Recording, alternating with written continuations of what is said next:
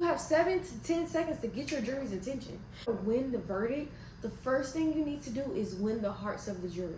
$4 billion. That is how much Mark Lanier hit Johnson & Johnson for, because Johnson & Johnson got caught putting weird shit in baby powder. I sat in the room with Mark Lanier, a billionaire, from June 22nd to June 25th last week for 8 hours every day. And he taught me and 1,000 other lawyers, business people, marketing people, IT people, how to win cases, how to win the hearts of the jury, how to conduct yourself in cross-examination, opening statements, how to use AI in this new system, how to do storytelling in the legal arena.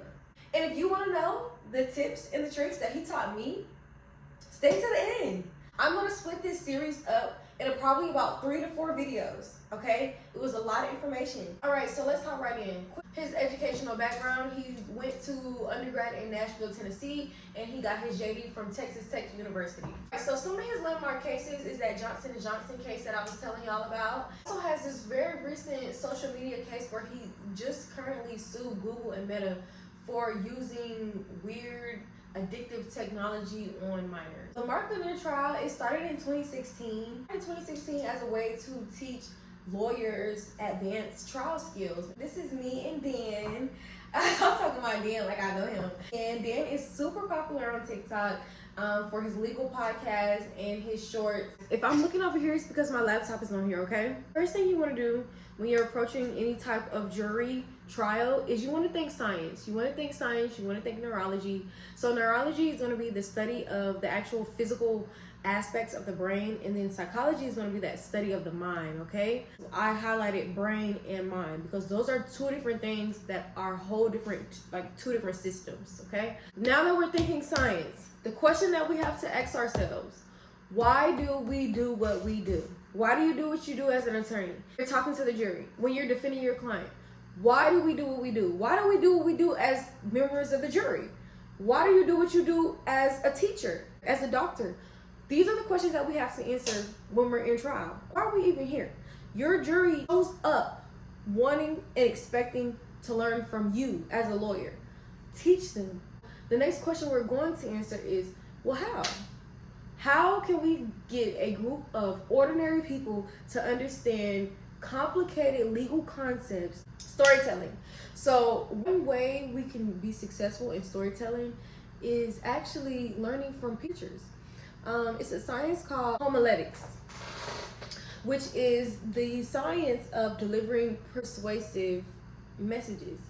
And that is usually what preachers use. And also he taught us about theater, about how you need to be dramatic and you need to be appealing. You need to be entertaining in the courtroom.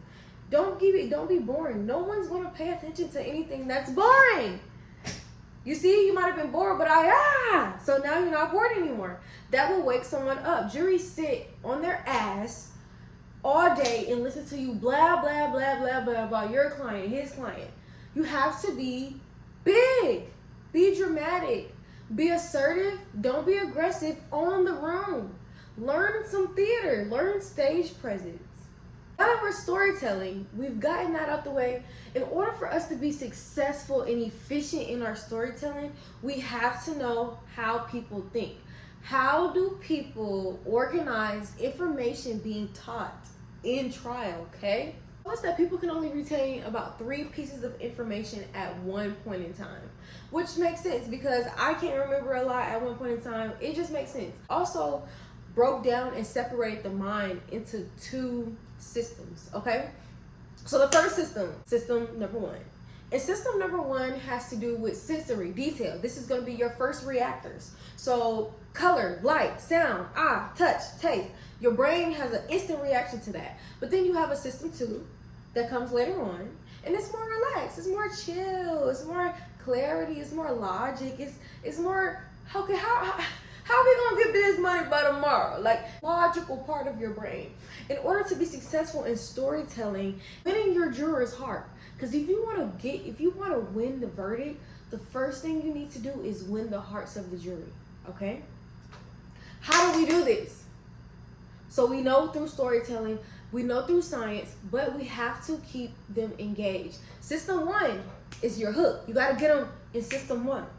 Sensory, light, be very concrete when you're explaining things, right? That'll hit system 1. And when I say concrete, I mean, instead of saying this bag is pink, a cute pink bag, concrete would say this bag is the Virgin Islands hottest bag, the most vibrant pink. It's beautiful. You want to create a vivid image for your juror, okay? And keep both systems of the mind engaged, right? If you lose system 1 while you're storytelling and while you are trying to keep your jury engaged, you want to reframe the system to keep system 2 engaged, right? So if you feel like they're slipping away, do something, maybe drop a pin, maybe slam something, change your body language, make a loud noise.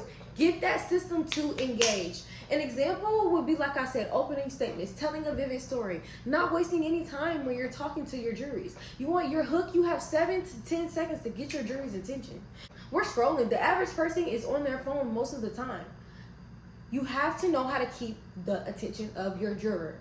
I'm a writer. I write all my notes down, so sometimes it can be a little unorganized. I want to specifically touch on this really good tip that he told us. He's a plaintiff attorney, so he has the privilege of going first. One tip that he did when he's making his opening statements or he's doing his first direct examination, he was saying that he always left small little pockets of uncertainty in his case that he knew the other side might try to discredit. He would intentionally have small or maybe severe facts, and he would not speak on them. And he would let them speak on them first because he knew the defense attorney was going to lie or to fabricate something. And he would go back around and discredit it to impeach his opposing counsel. And that's another thing. Your jury wants to trust you. If your jury trusts you, if your jury thinks you have great ethics, they're going to want to vote in your favor. If your jury likes you, 9 times out of 10, they're going to like your client. They're going to like your witnesses. If you can win the heart of the jury, you can win cases. Next. Heuristics are mental shortcuts that allow people to make quick decisions based off previous experience rather than like an entire analysis. So like for an example, it'll be availability is an example. So the excessive thinking about something over and over again makes it true. If I'm constantly obsessing over, oh, the color red, the color red, the color red, that makes it true that my favorite color is red.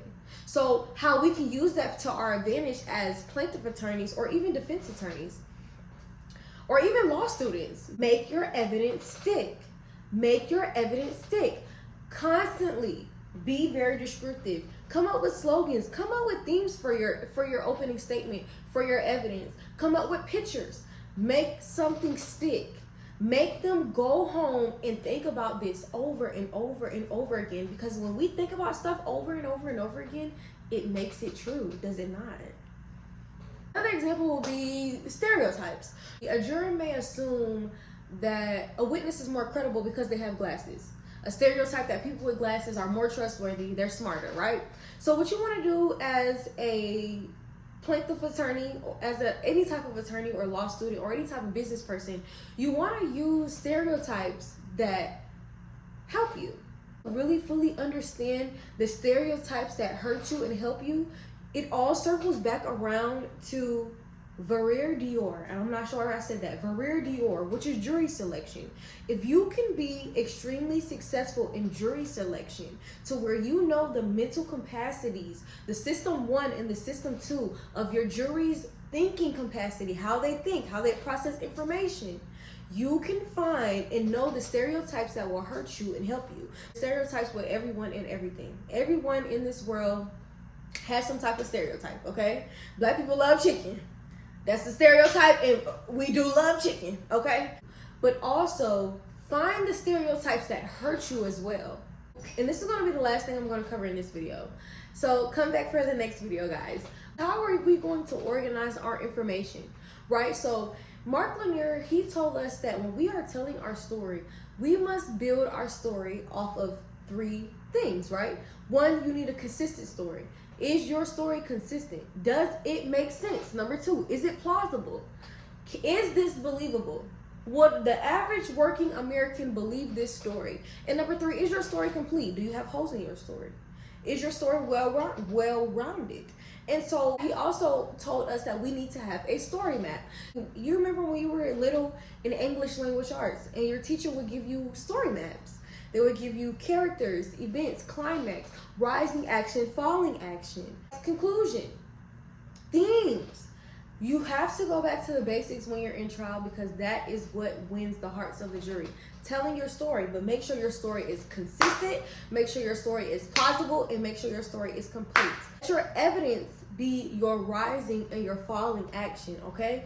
Let your evidence build your story. Instead of you presenting evidence, think of I'm presenting my rising action to my climax, to the point I'm going to make with this evidence.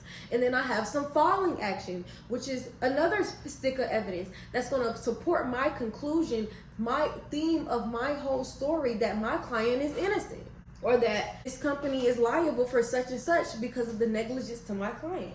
Build your story. Have a story map, guys. Organize the information in your story. Let people know what they're going to see. Jurors don't like to be confused. You can't win their hearts if they're confused. Always tell the full story. As a plaintiff lawyer, like I said, you have the ability to go first. You always want to tell the full story, right? Even if you had bad evidence, okay? Evidence is under 3 categories. You have good evidence, you have neutral evidence, and you have bad evidence, okay? Figure out a way to make your bad evidence neutral. Figure out a way to make your neutral evidence good. He actually broke that down and taught us how we should examine our evidence to make bad evidence neutral. So guys, that was the end of this video. Thank you guys so much. Please come back to my next video. I'll be posting in a week's time. Thank you so much. He gave us such good information, and I thank you all for watching.